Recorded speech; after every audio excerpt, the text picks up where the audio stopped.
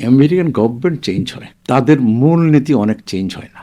আগের secretary of state তড়িগুড়ি করে প্যালেস্টাইনের এই যুদ্ধবিরতিটা করে গেছেন, না হয় এটার ক্রেডিটটা হয়তো ট্রাম্পে নিত। এখন আমাদের উপরে কি হবে না হবে আমাদের গভর্নমেন্টের উপর নির্ভর করবে। আমাদের যিনি চিফ অ্যাডভাইজার উনি জ্ঞানী লোক। এখন আগের 2-3 প্রেসিডেন্টের কথা ধরেন, কয়জন সিনেটরকে চিনত, কয়জন কংগ্রেসম্যানকে চিনত। চিফ অ্যাডভাইজার অনেকের সাথে পার্সোনাল রিলেশনশিপ আছে। অথবা আমাদের যে বর্তমান ফরেন উপদেষ্টা উনিও মনে হচ্ছে করিতকর্মা। ওনারা যাইয়া যদি বর্তমান গভর্নমেন্টের আশার বাণী শোনায় ওখানে, তাহলে তো অসুবিধা হওয়ার কথা না। আওয়ামী লীগকে কেউ কেউ রাজনীতি করার সুযোগ দিতে চাচ্ছেন, আপনি কি মনে করেন? আমি মনে করি যারা অন্যায় করছে তাদের বিচার হওয়ার পর কথা হবে। অন্যায়ভাবে পয়সা বানাইছে, অন্যায়ভাবে মানুষ মারছে, অন্যায়ভাবে ওসিডে চল মারছে, অন্যায়ভাবে কি করেনি, ব্যাংক লুট করছে, তাদেরকে আবার রাজনীতি করতে দিবেন?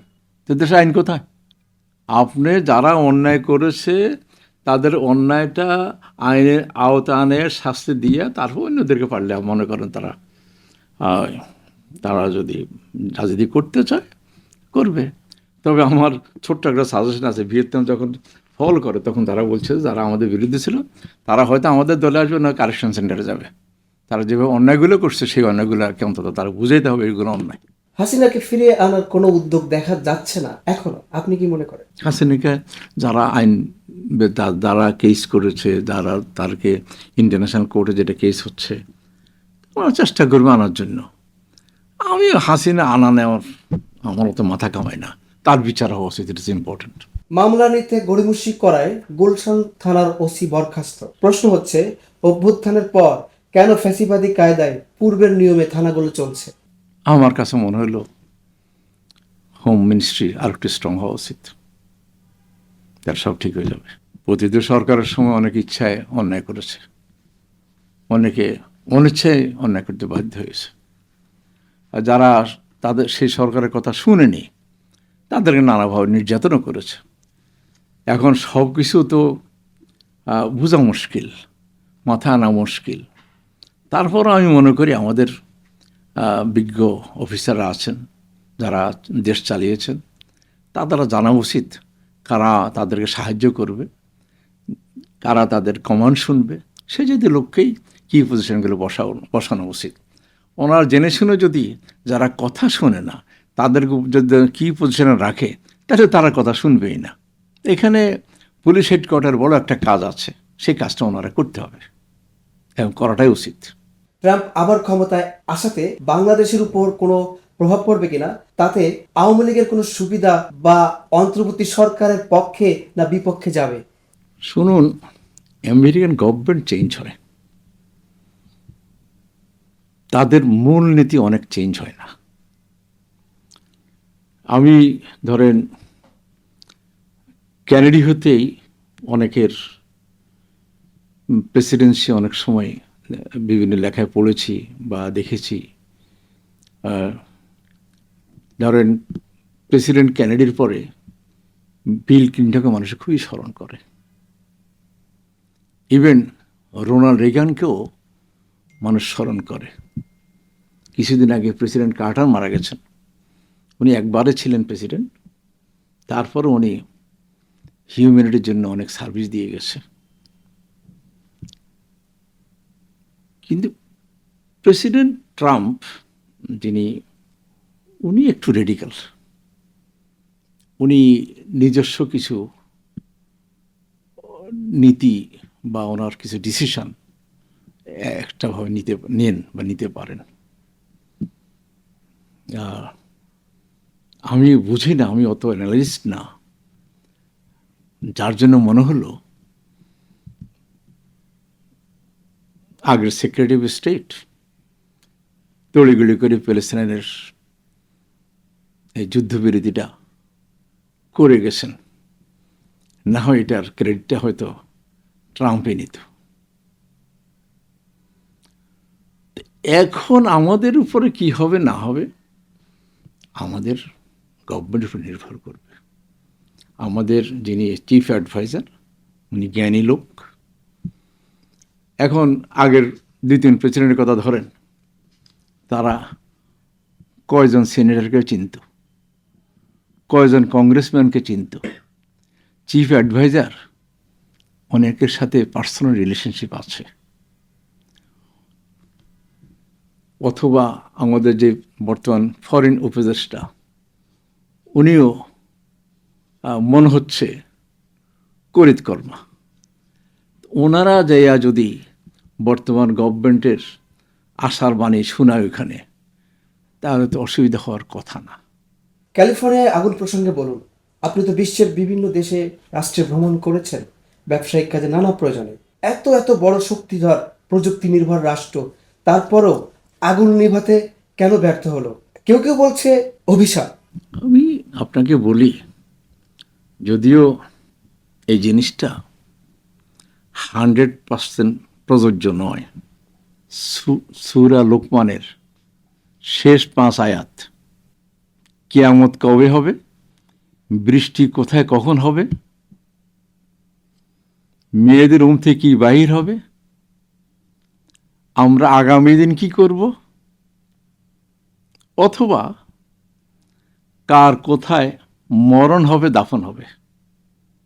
ধরে নিন একজন কানাডা মারা গেল, তার দাফন ওইখানে হয়ে যায়। অথবা ধরুন আমার এক টিচার, উনি লন্ডনে সারা জীবন ছিল, দেশে আসার মারা গেছে, ওনার ছেলেমেয়েরা ওনার মৃতদেহ লন্ডনে নিয়ে গেছে, তার দাফন ওইখানে হয়েছে। এখন আগুন লাগার বিষয়টা অভিশাপ কিনা জানি না আমি, আল্লাহ তাআলা সময়ে সময়ে বিভিন্ন নবীর সময়ে নানাভাবে মানুষকে ওয়ার্নিং দিয়েছে এবং তা শায়েস্তাও করেছে। আপনি যদি পম্পের সেই সভ্যতাটা নষ্ট হয়ে থাকে, কেন হয়েছে জানেন? সেই সময় মেহমানদেরকে নানাভাবে সার্ভিস দিত। সেই সার্ভিসটা আমি এখানে মুখে বলতে পারতেছি না। সেই সব কারণ সেই পম্পেটা সব পাথর হয়ে গেছে। আবার কোন কোন নবীর সময় পুরা সিটিটা উল্টাইয়ে দিয়েছে, উল্টে দেওয়ার পরে পাথর মারছে। এগুলা মানুষের কর্মফল।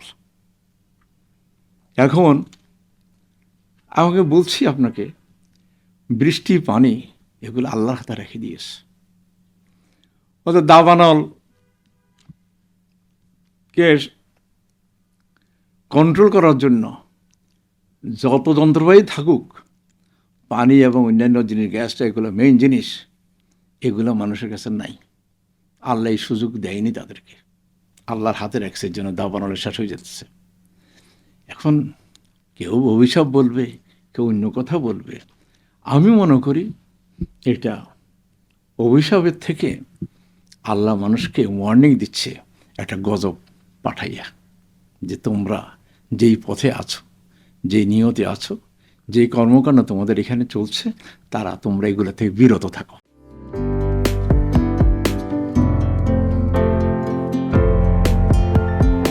পহেলা জানুয়ারি 2025 ইউটিউব জার্নালিজমের অগ্রদূত changetv.press 6 বছর পেরিয়ে পা রাখল গর্বিত আমি অত্যন্ত আনন্দিত হলাম যে চেঞ্জ টিভি আগামী কয়েকদিনের মধ্যেই 6 বছর পূর্ণ করবে। আর হাঁটি হাঁটি পা পা করে চলা শুরু করে এখন সে বেশ দৌড়াদৌড়ি করছে বলা যেতে পারে। ও নামটাও অত্যন্ত বলবো যে সিগনিফিক্যান্ট, যে চেঞ্জ, এই গণঅভ্যুত্থান কিন্তু চেঞ্জ চেয়েছে। সেই হিসেবে তোমার টেলিভিশনের, তোমার এই চ্যানেলের নামের একটা যথেষ্ট মিল পাওয়া যায়।